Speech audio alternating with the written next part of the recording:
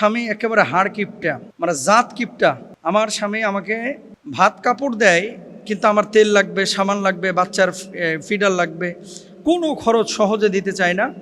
এমতো অবস্থায় এই কিপটা জামাইয়ের পকেট থেকে না বলে কিছু পয়সা যদি আমি নিয়ে নিই, আমার কি গুনাহ হবে? দারুণ প্রশ্ন। আমাদের সমাজে এরকম কিছু স্বামী আছে, যেই স্বামীকে কিপটা সমাজের সভাপতি বললে ভুল হবে না। মানে যদি বলা হতো যে কিপটাদের প্রেসিডেন্ট সভাপতি সেক্রেটারি, তাহলে ওকে ভুল বলা হবে না। কিপটামি কেন করতেছেন? ইন্নাল মুবাদ্দিরিনা কানু ইখওয়ানাশ শায়াতিন।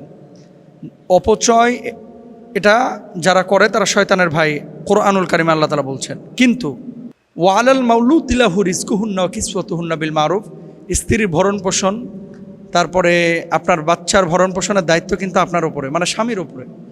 এখন কোনো স্বামী খালি ভাতটা দিল আর কাপড়টাই দিল, স্বামীর তেল দিল না, স্বামীর মনে করেন কি বলে এটারে, জামা কাপড়ের হুইল মানে সাবান গুঁড়া কিনে দিল না, তারপরে মনে করেন বাচ্চা দুধ কিনে দিল না, এই ধরনের গিফট যদি করে, তাহলে রাসূল সাল্লাল্লাহু আলাইহি ওয়াসাল্লাম কি বলছেন একটু খেয়াল করেন। আবু সুফিয়ান তিনি ছিলেন অত্যন্ত কৃপণ মানুষ। হিন্দ বিনতে উতবা রাদিয়াল্লাহু তাআলা আনহা রাসূল আকরাম সাল্লাল্লাহু আলাইহি ওয়াসাল্লামকে অভিযোগ করলেন, ইন্না আবা সুফিয়ান রজুলুন শাহিফুন। তিনি বলছেন আবু সুফিয়ান একজন খুব কৃপণ ব্যক্তি। তখন নবীজি সাল্লাল্লাহু আলাইহি ওয়াসাল্লাম বললেন, খুদি মা ইয়াকফিক ওয়া ওয়ালাদিক বিল মারুফ। তুমি প্রচলিত নিয়ম অনুযায়ী তোমার এবং তোমার সন্তানের প্রয়োজন মিটে যায় এমন পরিমাণ গ্রহণ তুমি করতে পারো, অর্থাৎ স্বামীর কাছ থেকে তুমি নিতে পারো। স্বামী যদি না দেয়, আপনি যদি এটাকে মৌলিক প্রয়োজন মনে করেন, ধরেন আপনার জ্বর হয়ে গেছে, স্বামী আপনাকে ডাক্তার দেখাচ্ছে না, ওদিকে টাকা জমায় রাখছে না, আগে আপনি রোগের চিকিৎসা করেন, জোর করে হলো স্বামীর কাছ থেকে টাকা আপনি নিতে পারবেন। জোর করে বলতে মারামারি করার কথা বলতেছি না, আদবের সাথে যে আমাকে টাকাটা দেওয়া লাগবে, কেন আমাকে দিচ্ছ না, এটা আমার হক। ক্ষেত্র বিশেষে যদি এমনটা হয় যে আপনি বড় সড়ো বিপদের মুখোমুখি হচ্ছেন, এমন অবস্থায় স্বামীর পকেট থেকে না বলে যদি আপনি খরচ করেন, আপনার গুনাহ হবে না, এমনও মুহাদ্দিসিনরা বলে থাকেন এবং ফকিহরাও এমনটাই বলে থাকেন, যেহেতু নবীজি সাল্লাল্লাহু আলাইহি ওয়াসাল্লাম হিন্দাকে এটা বলেছিলেন যে তুমি নিতে পারো। দেখেন, এরপর দেখেন আপনার কিছু ব্যক্তিগত করণীয় আছে, বিশেষ করে যারা সামনে থেকে শুনছেন এবং যারা অনলাইনে শুনেন। এগুলো তো অনলাইনে আপনারা প্রশ্নগুলো করেন, আমরাও তো জবাবটা এইভাবেই দিই সবার জন্যই।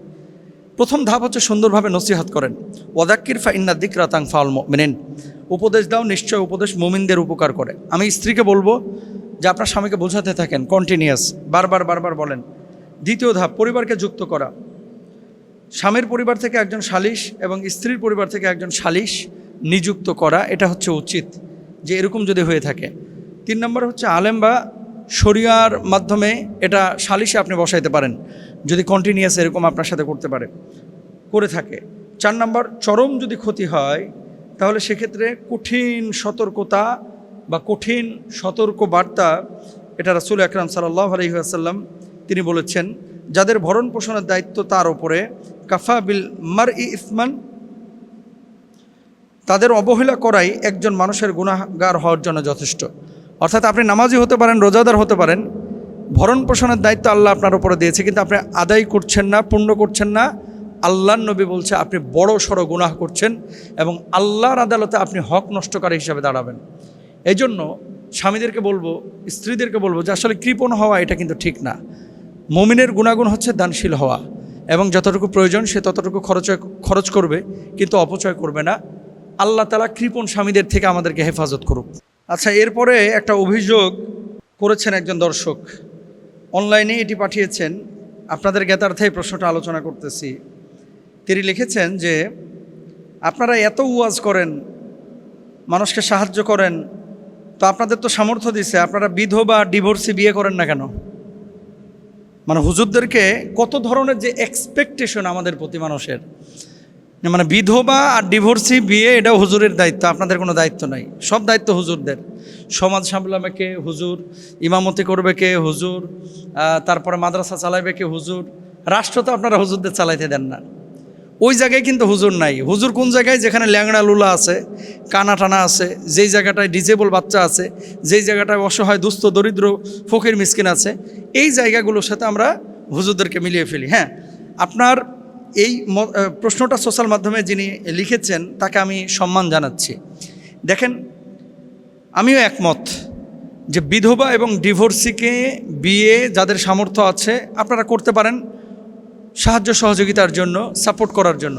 এখন আমার প্রয়োজন নাই, এখন আমারা কি জোর করে আপনি করাবেন? জোর করে তো করানো আল্লাহ কথা বলেন নাই। আবার কিছু লোক আছে হক একটারে আদায় করতে পারে না, কিন্তু বিধবা আর ডিভোর্সিদের একটা সুযোগ, দুর্বল পয়েন্ট যেহেতু তাদের আছে, এই সুযোগটাকে কাজে লাগায় নিজের স্বার্থ হাসিল করতে চান। এখন শরিয়া কি বলে? আল্লাহ বলছেন ওয়া আনকিহুল আয়ামা মিনকুম, তোমাদের মধ্যে যারা অবিবাহিত তাদেরকে বিয়ে সম্পন্ন করো। এখন এর মধ্যে ডিভোর্সিও আছে, এর মধ্যে বিধবা আছে। আমার খুব হৃদয়ের আকুলতা জন্মে, ব্যাকুলতা জন্মে যে যাদের সামর্থ্যবান, যাদের সামর্থ্য আছে, সুযোগ আছে, এদেরকে বলা যে ভাই আপনার সামর্থ্য থাকলে আপনি একজন বিধবার দায়িত্ব নেন, একজন ডিভোর্সির দায়িত্ব নেন।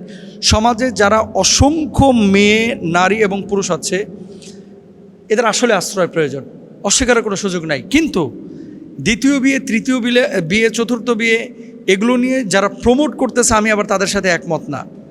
একটা হচ্ছে হাজাত, প্রয়োজন, অবশ্যই জরুরত, তার আশ্রয় দেওয়া একান্ত দায়িত্ব। সেক্ষেত্রে আপনারা উদ্যোগী হন, মানে বিয়ে শাদী করতে পারেন।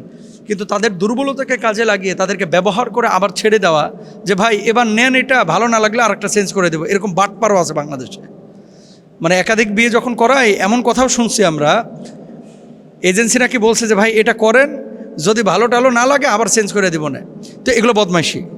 এরকম যদি কেউ বলে থাকে, সম্পূর্ণরূপে হারাম কথা বলেছে। এখন আমরাও একমত। অনেক বাড়িতে বড় ছেলে আছে, মার বয়স কেবল 33 বছর, 34 বছর, ছেলে যথেষ্ট বুঝবান, বা মায়ের বয়স 40 বছর, বাপ মারা গিয়েছে, মাকে ডিরেক্ট আপনি প্রস্তাব দেন যে মা, আপনার যদি সংসার করার কোনো সুযোগ থাকে বা আগ্রহ থাকে, তাহলে সেক্ষেত্রে আমরা আপনাকে বিয়ে করাবো। এটাই তো শরিয়া।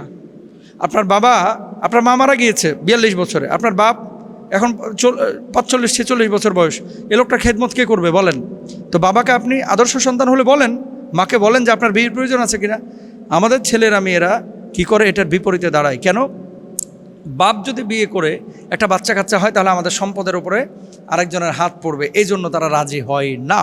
আমি আপনাদেরকে বলি, প্লিজ দেখেন, রিস্ক এটা হচ্ছে আর রিস্ক মাকসুমন, এটা বন্টিত, এটা আল্লাহর পক্ষ থেকে আসে।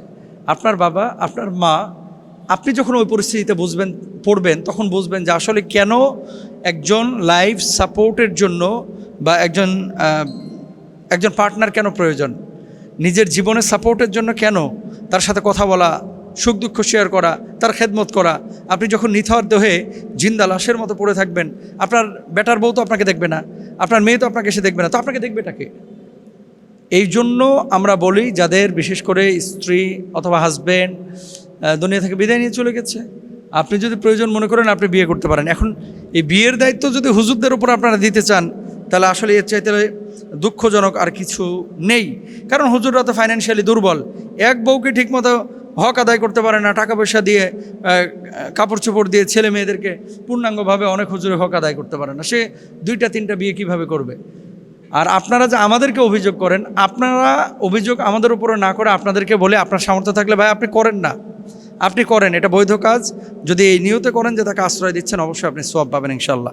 তবে ফিতনার মধ্যে যায়েন না, যে প্রথম স্ত্রী, ছেলে, মেয়ে সবাই আপনাকে ছেড়ে ওই বিধবাকে বিয়ে করার কারণে সবাই চলে যাচ্ছে, এমনটা যেন না হয়। এগুলো আগে কাউন্সেলিং করেন, বুঝান, শরিয়া দিন বুঝানোর পরে বিয়ে শাদী করেন, শান্তি পাবেন ইনশাল্লাহ।